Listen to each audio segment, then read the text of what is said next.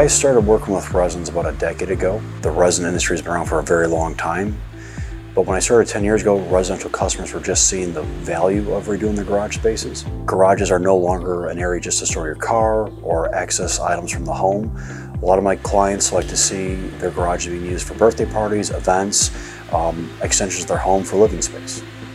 So there's typically two types of garages we look at, damaged and undamaged, and we normally get the damaged concrete. And the reason for that is typically most of my clients, they have life, families, jobs, prior obligations. The garage is always the last thing to be redone in the home. Before I start any job, I always talk to my clients. Every client is different. Their needs are different. Every garage is different that I'm working on, and it's paramount that we set expectations.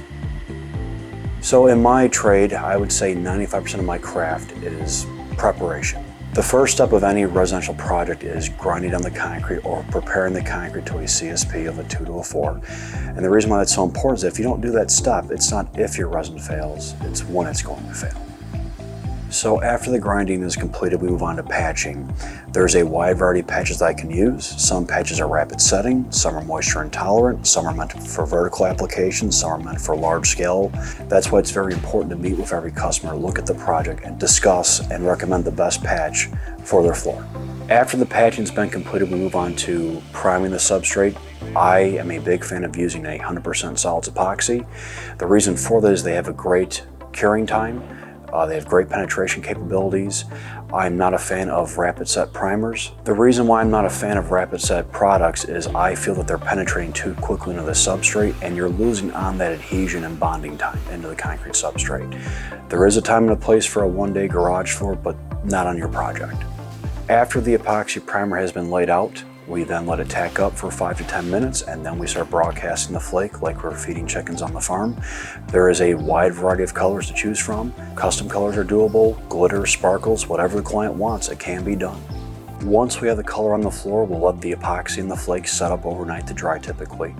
After that, we'll come back on the final day and then we have to top coat, put the clear finish on.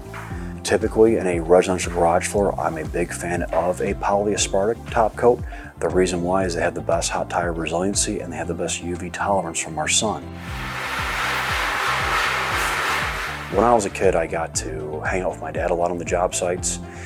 And over time, I started learning about tools and problem solving, and that's what clicked for me. And after that, I started really enjoying the trade. I enjoyed solving people's problems.